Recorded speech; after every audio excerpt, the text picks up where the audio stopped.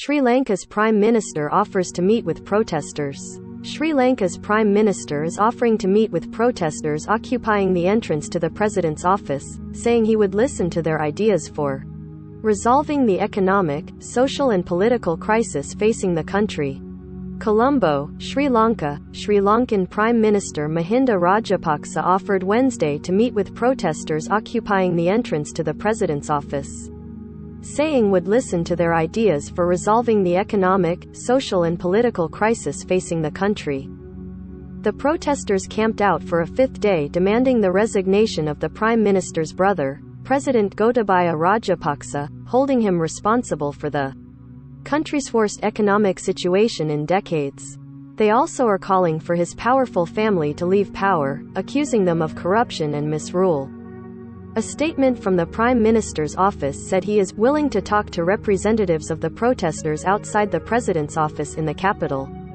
Some protesters who spoke with the Associated Press rejected the Prime Minister's offer.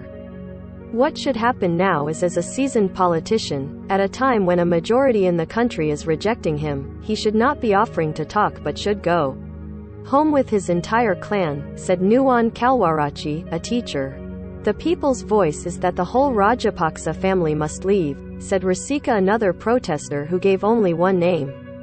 Let's take our money back and send them to jail. Sri Lankans in recent months have endured fuel and food shortages and daily power outages. Most of those items are paid for in hard currency, but Sri Lanka is on the brink of bankruptcy, saddled with dwindling foreign reserves and $25 billion in foreign debt due for repayment over the next 5 years. Nearly $7 billion is due this year. Sri Lanka announced Tuesday that it is suspending repayments of foreign debt, including bonds and government-to-government borrowing, pending the completion of a loan restructuring program with the International Monetary Fund. The Ministry of Finance said the IMF has assessed Sri Lanka's foreign debt as unsustainable, and that staying current on foreign debt payments is no longer a realistic policy. In addition to seeking help from the IMF, the government has turned to India and China for help in dealing with shortages. Sri Lankans have been forced to wait in long lines to buy cooking gas, fuel and milk powder, and doctors have warned there is a potentially catastrophic shortage of essential medicines in government hospitals. Much of the anger expressed in weeks of protests has been directed at the Rajapaksa family, which has held power for most of the past 2 decades.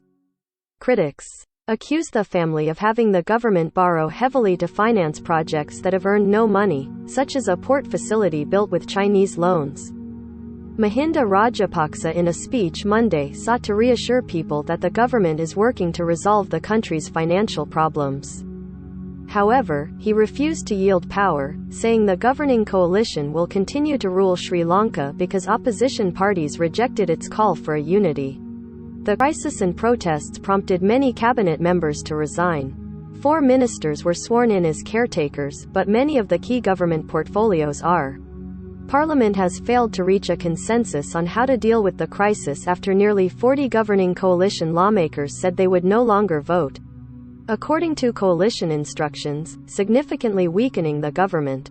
But with opposition parties divided, they have been incapable of forming a majority to take control of parliament.